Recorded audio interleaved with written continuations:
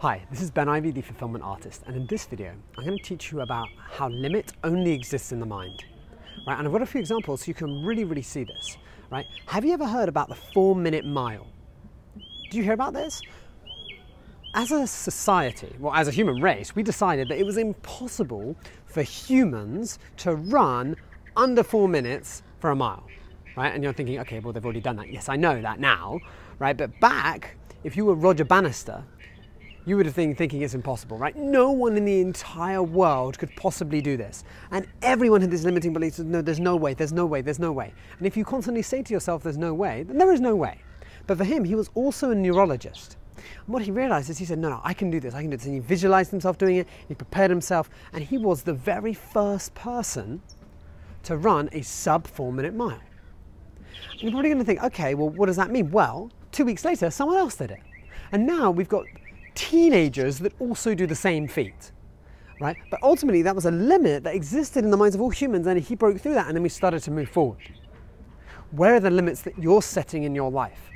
Where have you adopted beliefs of others and decided that's your standard? Because the fact is, if you look at like some very successful entrepreneurs, right, what often happens is they can develop the beliefs of their parents. Right? You often have a parent that's a very successful entrepreneur, a child sees that and says, okay, I can do that, I can think big, I can do things like that. And then they start to act accordingly with that belief system. There are others that believe, oh no, I could never do anything like that. My parents were always a failure, they struggled, they kept on losing everything, there's no way that I could possibly do that. And often we just place these limits, and it doesn't matter where we are in the world, we place these limits of what we believe that we're capable of, right? Do you think it would be possible for someone to do like 50 full triathlons in 50 days? In 50 states in America? Right? Most people are like, that's impossible. And then we do it. Right? It's impossible to fly to space. And then we do it. It's impossible for me to call someone on the other side of the globe and speak to them in real time, face to face, and see their image, right? You think it was impossible, right? Every single thing that we create in this world was first thought about by someone in their imagination, and then it became reality. Now, even if we look at flying, right?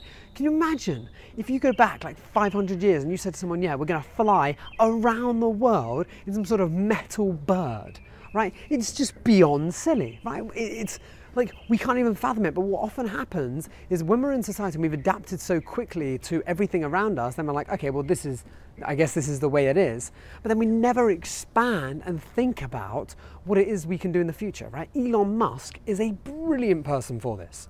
If you look at Elon Musk and you look at what he's doing with it when he's challenging the way we think about rockets, right? The fact that he's aiming to go to Mars, right? You're thinking that guy's insane. That guy doesn't have limits. And if you read his biography and you start to understand, you can see how in almost every single area of his life, he's got this sort of urge of always moving forward and always doing things that people are scared to do. When I was in Silicon Valley, right, people would constantly talk to me about finding a new unicorn. So what do I mean by unicorn? A unicorn is a $1 billion business. So every investor is like, oh, when's the next unicorn? They're looking for unicorns. How do you make a unicorn and unicorn and unicorn? Ultimately, a unicorn's pretty freaking simple. Think massive. Think so big that there are people that doubt you. If people don't doubt you, you're not thinking big enough. If people think, okay, that's nice, then you're not thinking big enough. It's a fact. Right? You've got to think bigger, and you've got to share, and you've got to really move forward. Otherwise, you're just going to stay stuck.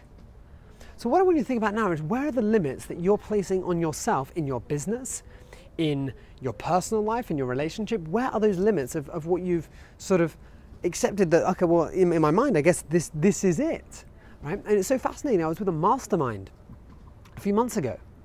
And one of the things that kept on coming up is, I need to think bigger, I need to think bigger, I need to think bigger. Time and time again, right? And the age range was 20s, 30s, 40s, 50s. And no matter who the people were, we were constantly getting the same thing. I think I need to think bigger. I think I need to think bigger. I think I'm thinking too small. And we're constantly battling with the thinking too small, thinking too small. That thinking too small is your survival. It's your survival mind, right? The reason that limit exists is to keep you safe. But if you are always kept safe in your life, then you're never going to be able to be the person that you want to become. Because you're just going to remain the same, because you're just going to be remaining in that zone of what you accept is comfortable for you, right? So we have to be able to break through those limits. Now, people talk to me about SMART goals, okay? Specific, realistic. What do you know about realistic? You only know from your past experiences. When I started to set myself SMART goals, I used to get really pissed off. Because what used to happen is I'd set a goal, and if I achieved it, I'd be like, that's great. If I didn't achieve it, I'd be annoyed. But if I achieved it, I was like, well, maybe I could have done better. And it was constantly this back and forth, right? So why even set these sorts of SMART goals in every area of your life that was getting me stressed when it was just stressing me out, right? We don't know what we're capable of. Ultimately, what we can do is think about that vision, think about that big picture, and then think about, okay, how do I make the steps? How do I work my way back in order to be able to make that happen, right? How do I actually shift and move myself forward as opposed to staying stuck where I am? Sorry about that noise. But the fact is that when we are like having these sorts of limitations pressed upon us, it's like being in a cage, okay? And if you're constantly being in a cage, or you're constantly, chasing your shadow, or you're kept in the same box, you're never going to expand. So what I recommend doing is thinking, if you were to think 10 times bigger, 100 times bigger, 1,000 times bigger, what would that mean for you right now in every area of your life? And the fact is, watching these videos is helpful, but unless you actually contemplate some of what I'm saying to you, it's going to be very difficult for you to create the change, right? It has to be implemented. You have to question yourself, get knowledge and act upon it, because then you can start to move forward. Ultimately, I don't want any limits to exist for you, right? I want you to live the most abundant life possible, but that starts with you. I'm removing any of those limits that you think are there, and to start seeking elsewhere to be able to think about, okay, elsewhere, where is someone doing something that's just insanely cool and amazing, right? And you start to soak in those stories as opposed to reading the news every single day, right? And you start to do that, and you just watch how your life will completely change. With that said, I hope you enjoyed the video, and I'll speak to you very soon.